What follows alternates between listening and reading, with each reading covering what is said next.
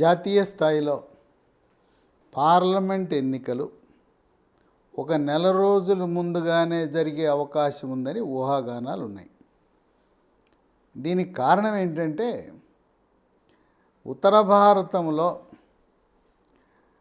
గతంలో కాంగ్రెస్ పార్టీ అధీనంలో ఉండే 2 రాష్ట్రాలు రాజస్థాన్, ఛత్తీస్గఢ్లో కాంగ్రెస్ ఘోర పరాజయం పొంది భారతీయ జనతా పార్టీ ఘన విజయం సాధించటం, దానివల్ల జోష్లో ఉన్న భారతీయ జనతా పార్టీ వేడి చల్లారక ముందే ఎన్నికలు పెట్టటము ద్వారా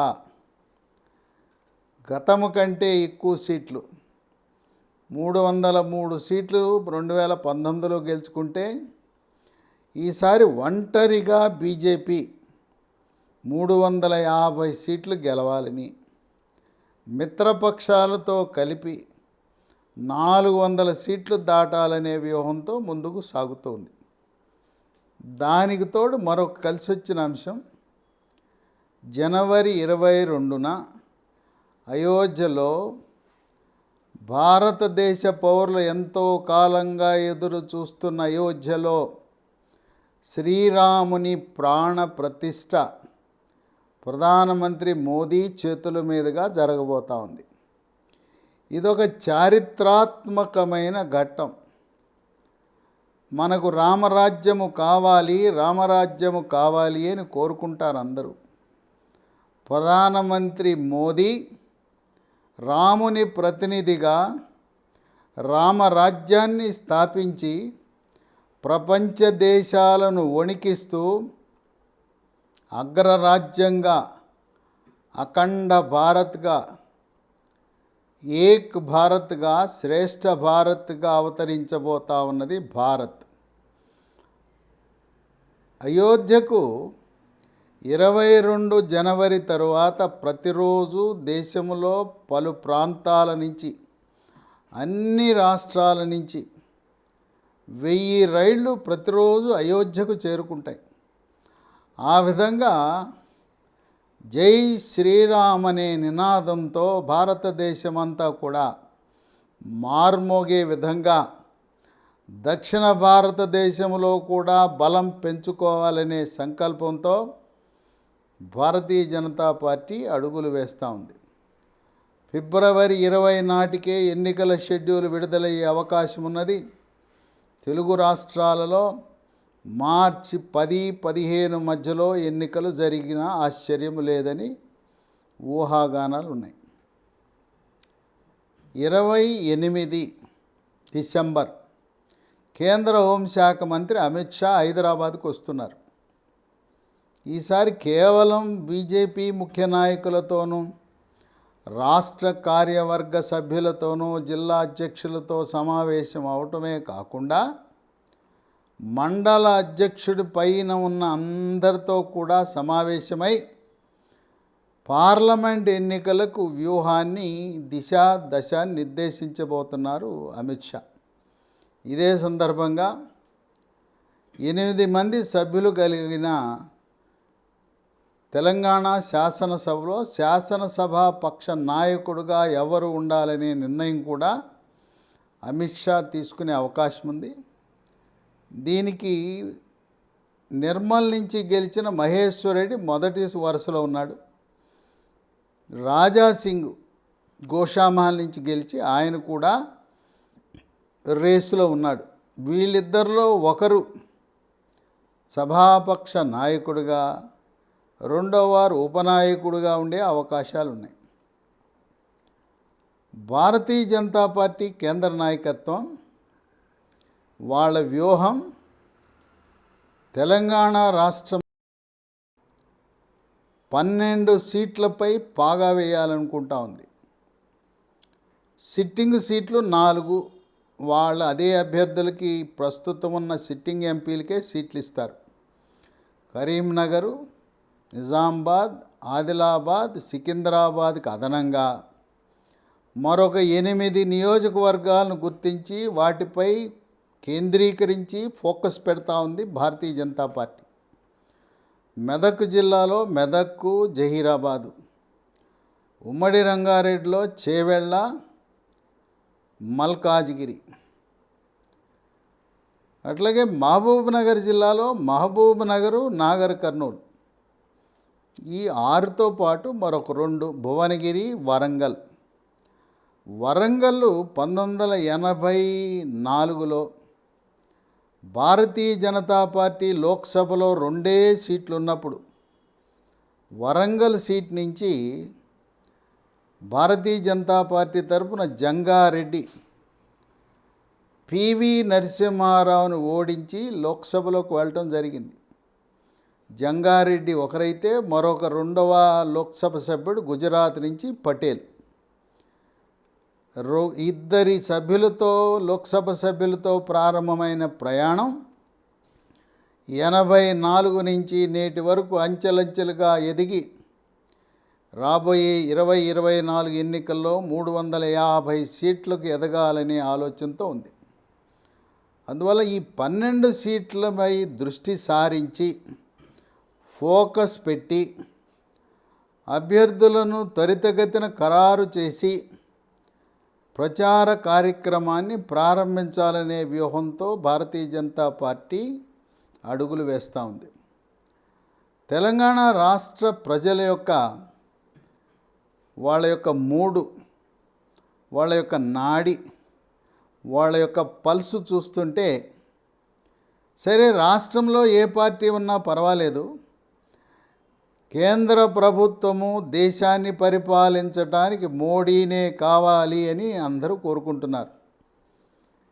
2023 నవంబర్ 30న కాంగ్రెస్ పార్టీకి, కారు పార్టీ బీఆర్ఎస్ పార్టీకి ఓటేసిన గ్రామీణ వాసులు, పట్టణవాసులు, మహిళలు, యువత, రైతులు, కౌలు రైతులు, యువకులు, నిరుద్యోగ యువకులు, విద్యార్థులందరూ కూడా మన దేశం యొక్క ప్రతిష్ట నిలబడాలంటే శత్రు దేశాలైన పాకిస్తాన్, చైనా నుంచి వాళ్ళకి ధీటైన సమాధానం చెప్పాలంటే అది భారతీయ జనతా పార్టీ, మోదీ వల్లనే సాధ్యమని రాష్ట్ర వ్యాప్తంగా 33 జిల్లాల్లో కూడా మోదీ వేవ్ నడుస్తూ ఉంది.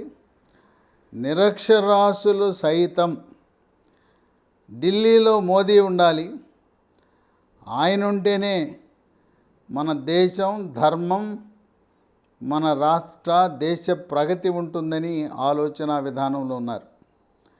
అందువల్ల గతంలో మనం ఒకసారి పరిశీలిస్తే 2018 డిసెంబర్లో అసెంబ్లీకి 88 స్థానాలు గెలిచి అధికారంలోకి వచ్చిన టీఆర్ఎస్ 4 నెలల కాలంలో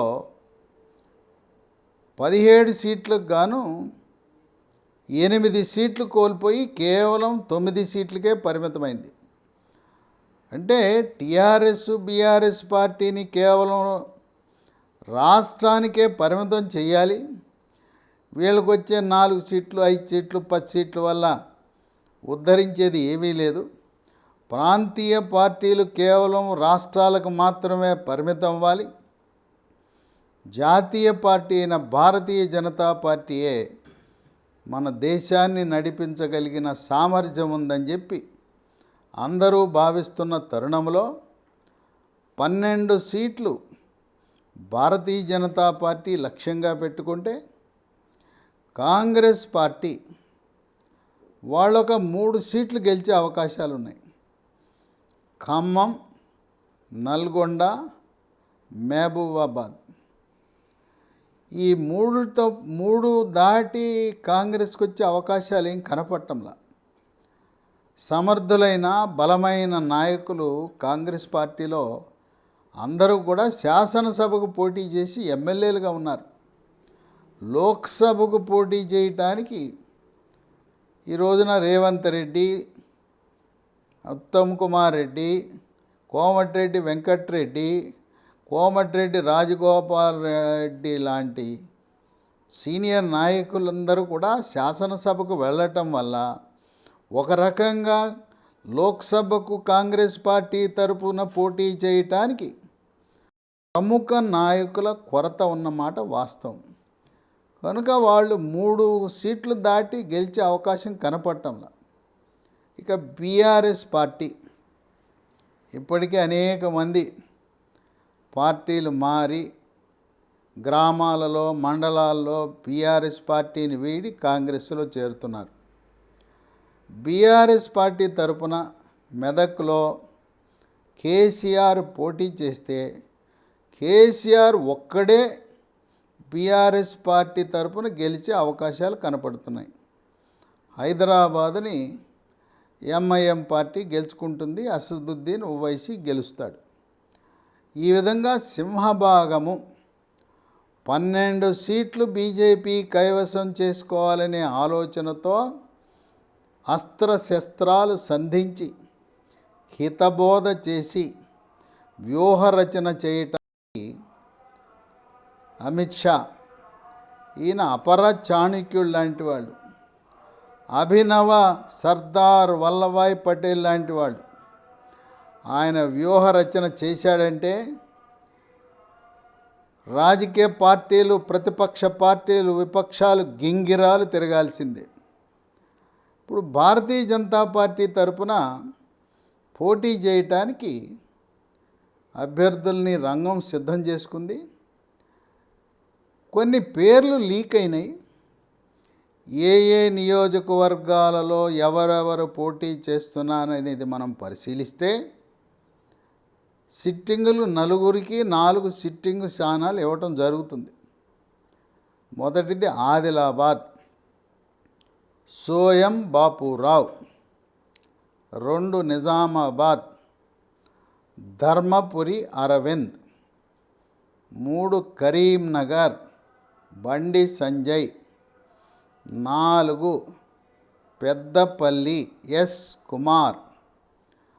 5 వరంగల్, డాక్టర్ జి విజయరామారావు, మాజీ మంత్రి, మాజీ ఎంపీ.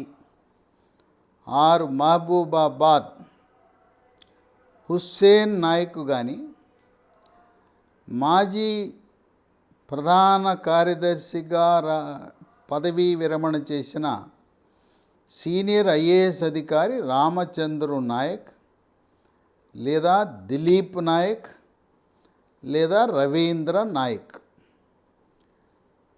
7 ఖమ్మం.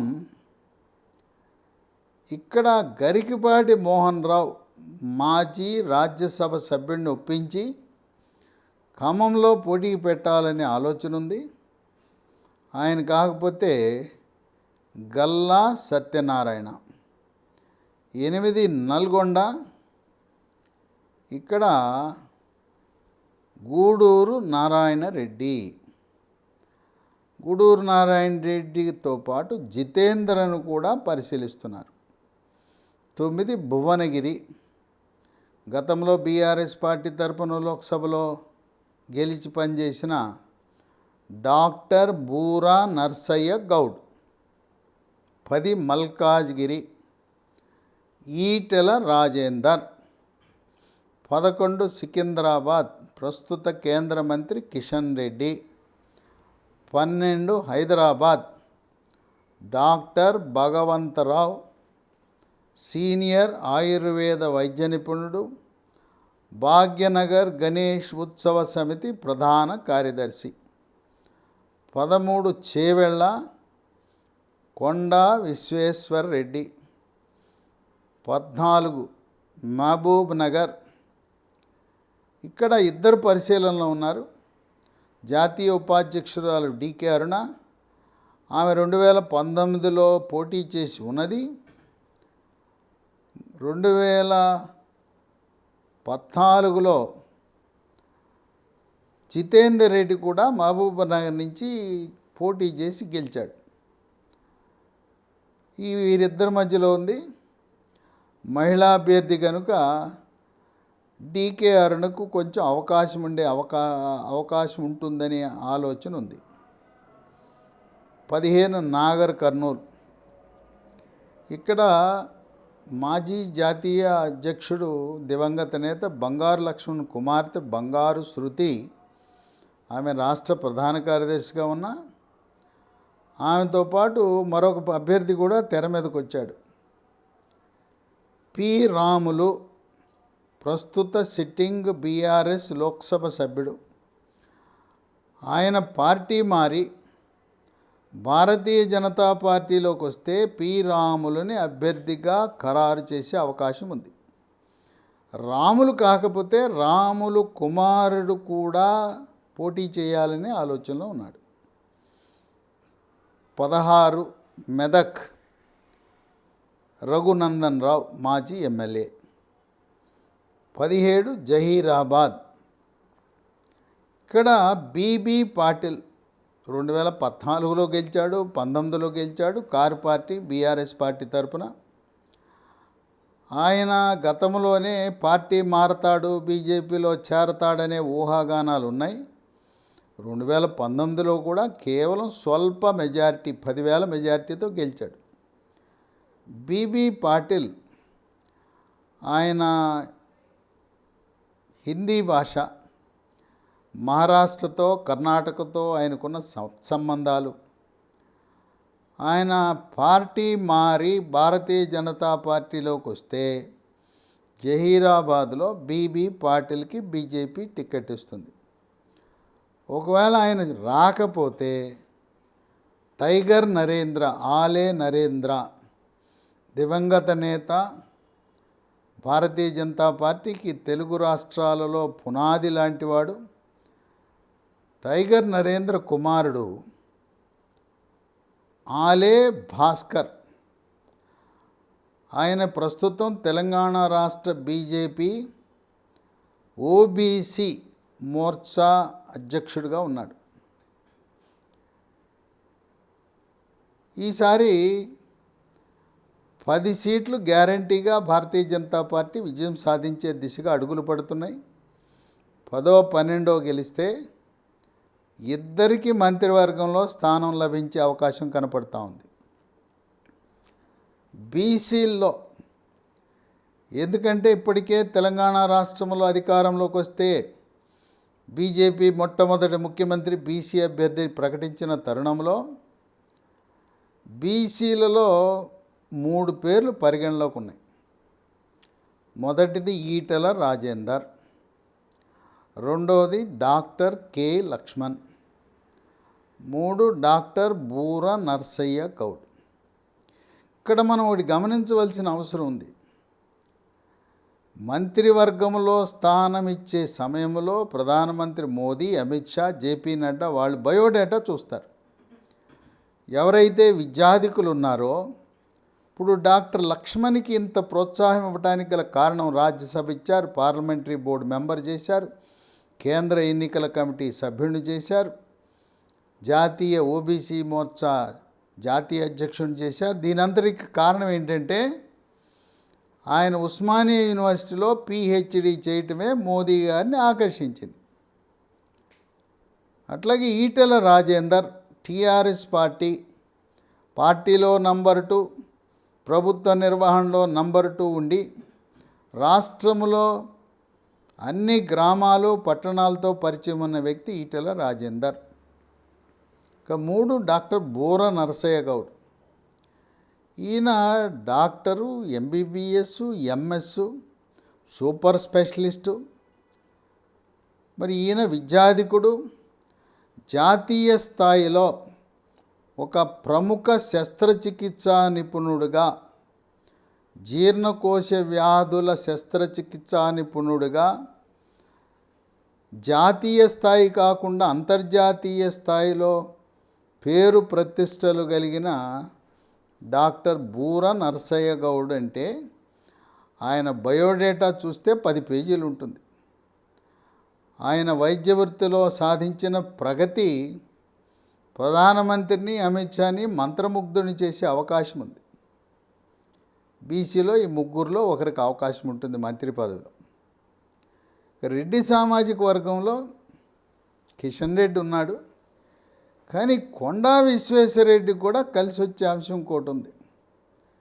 ప్రధానమంత్రి మోదీని ఆకర్షించే విషయం ఏంటంటే, ఎవరైతే అమెరికాలో ఉన్నత విద్యను అభ్యసిస్తారో అమెరికాలో కొన్ని సంవత్సరాలు స్థిరపడి అక్కడ పనిచేసి వచ్చిన వాళ్ళంటే భారతదేశాన్ని అమెరికా కంటే ఒక మెట్టు పైన పెట్టాలి కనుక అమెరికా యూరప్పుల యొక్క సంస్కృతి పని విధానము తెలిసిన వాళ్ళను ప్రధానమంత్రి కార్యాలయంలోనూ క్యాబినెట్లోనూ తీసుకునే అవకాశం ఉంది. పైగా కొండా విశ్వేశ్వరరెడ్డి యొక్క రాజకీయ నేపథ్యం, ప్రముఖ స్వాతంత్ర సమరయోధుడు, ఉమ్మడి తెలుగు రాష్ట్ర ఉప ముఖ్యమంత్రి, నిజాం సాయుధ పోరాటంలో ప్రాణానికి సైతం తెగించి పోరాడిన కేవి రంగారెడ్డి, ఆయన పేరు మీదే ఈ రోజున రంగారెడ్డి జిల్లా ఏర్పాటు చేయటం జరిగింది. ఆయన మనవడు ఆ రంగారెడ్డి గారు కొండానే, ఈయన కొండా విశ్వేశ్వరరెడ్డి. కనుక రాజకీయ నేపథ్యం. అదే కాకుండా కొండా విశ్వేశ్వరరెడ్డి విద్యాధికుడు, మేధావి, ముక్కుసూటి వ్యక్తి. తర్వాత ఆయన రాజకీయాల్లో డబ్బు సంపాదనకు రాజకీయాల్లో తన వ్యాపారము ద్వారా సంపాదించిన డబ్బుని హారతి కర్పూరంలా కరగబెడుతూ రాజకీయంలో పారదర్శకంగా ఒక్క రూపాయి అవినీతి లేకుండా ఈ రోజున కొండా విశ్వేశ్వరరెడ్డి ఆదర్శప్రాయమైన రాజకీయాలు నెరవేరుస్తున్నాడు.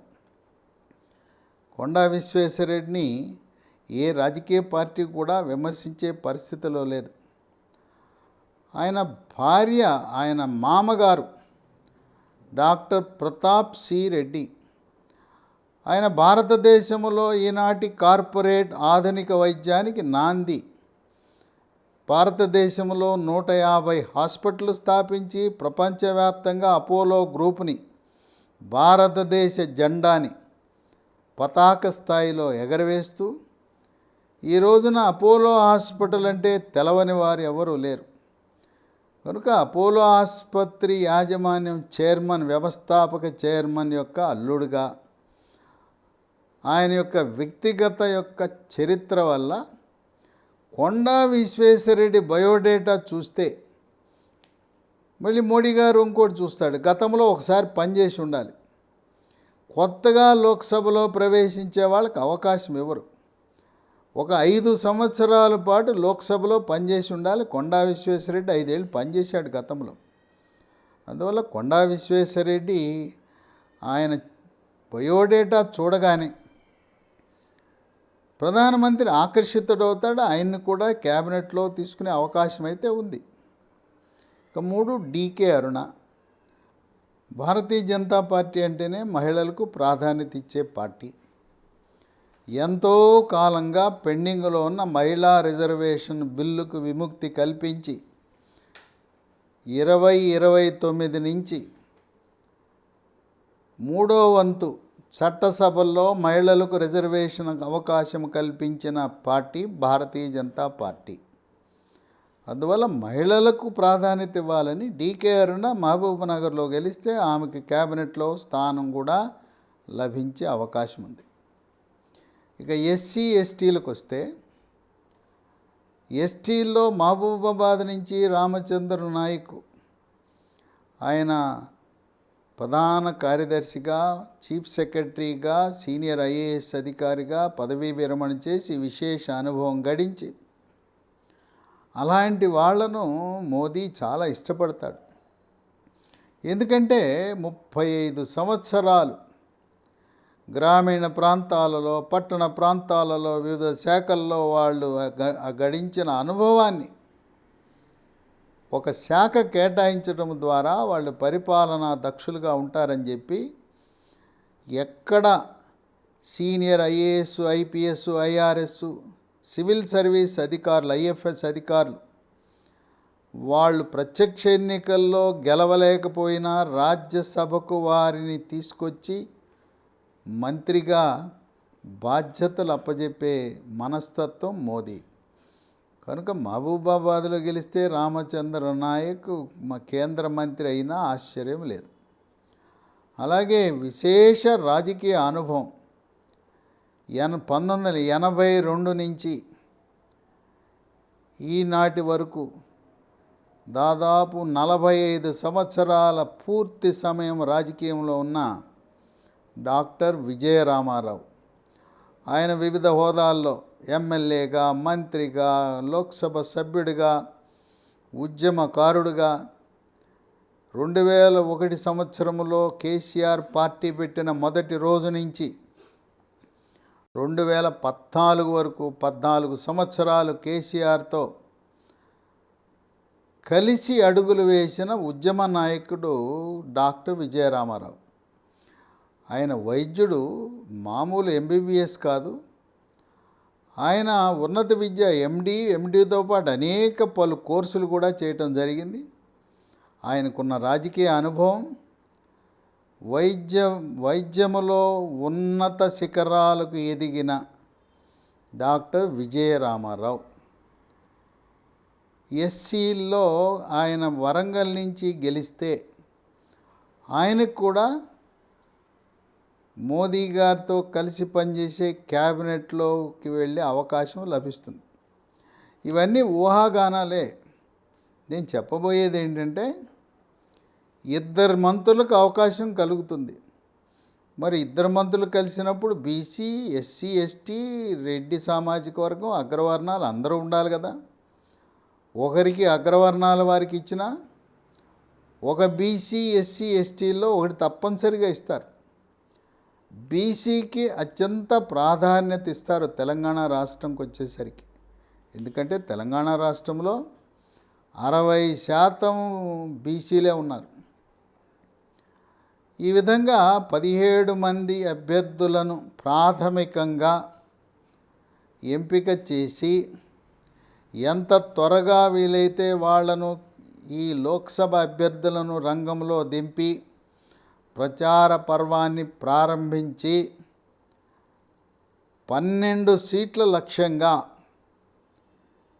12 లక్ష్యం పెట్టుకుంటే కనీసం 10 అయినా సాధించాలనే దృక్పథంతో భారతీయ జనతా పార్టీ వేగంగా అడుగులు వేస్తున్నది.